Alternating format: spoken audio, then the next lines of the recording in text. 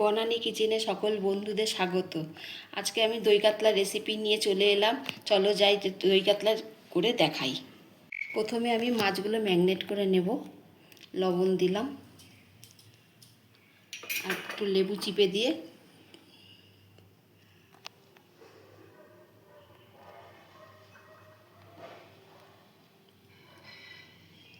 আমি হলুদ দেব না, আমি শুধু লবণ আর লেবু দিয়েই ম্যারিনেট করে নেব।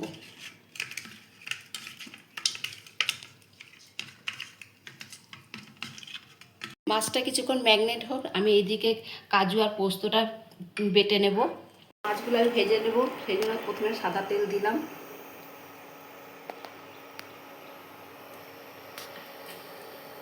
গরম হলে আস্তে আস্তে করে মাছগুলো দিয়ে দেবেন।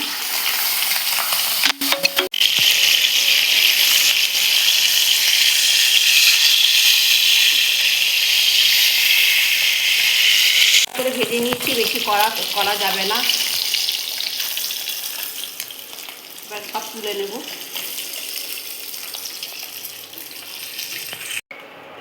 দুটো শুকনো লঙ্কা আর একটা এলাচ, দারচিনি, লবঙ্গ দেব আর দুটো তেজপাতা দিয়ে দেব।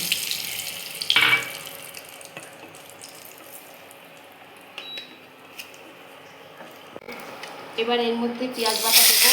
পেঁয়াজ রসুন বাটা দিতে আর রসুন দিতে অপশনাল, তোমরা রসুন বাটা নাও দিতে পারো। এবার এর মধ্যে আদা বাটা দেবো আর ঝালের জন্য একটু কাঁচা লঙ্কা দেবো। একটু ঝালের জন্য তোমরা কাঁচা লঙ্কা নাও দিতে পারো।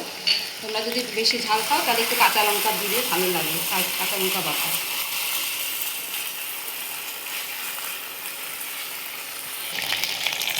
পরিমাণ মতো লবণ,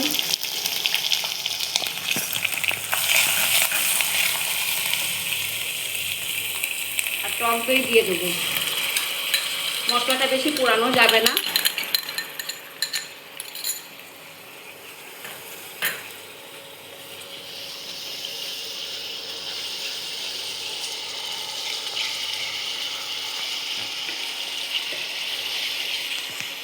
এবার কাজু পোস্ত বাটা দিয়ে দেবো।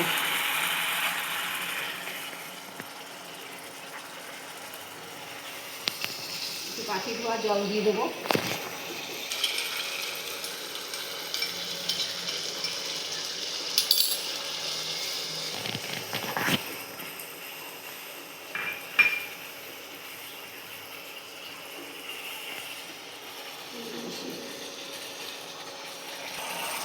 আর ব্যালেন্সের জন্য একটু চিনি দিয়ে দেবো।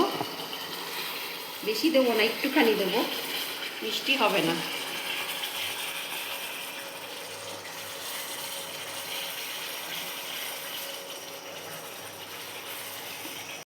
একটু ধনে পাতা অল্প একটু দেবো, আবার নামানোর আগে একটু দিয়ে দেবো।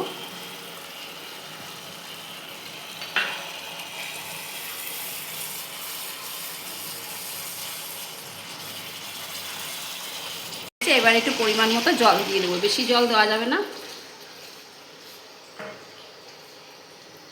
এটা ফুটে আসলে আমি মাছটা ছেড়ে দেবো।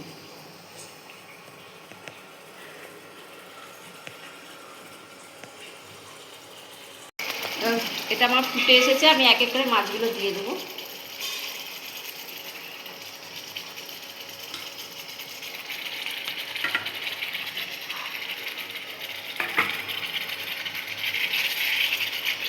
এবার কটা কাঁচা লঙ্কা আর নামানোর আগে একটু ধনে পাতা দিয়ে নেব।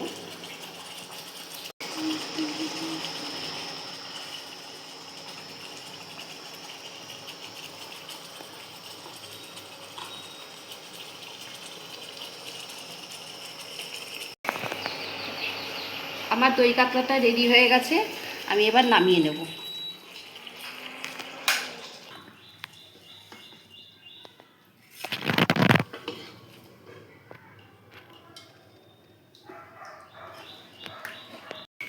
আমার দই কাতলাটা রেডি হয়ে গেছে।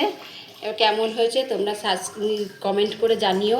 আর ইউটিউব থেকে দেখলে তোমরা সাবস্ক্রাইব করে দিও, আর ফেসবুক থেকে দেখলে লাইক আর কমেন্ট করে দিও।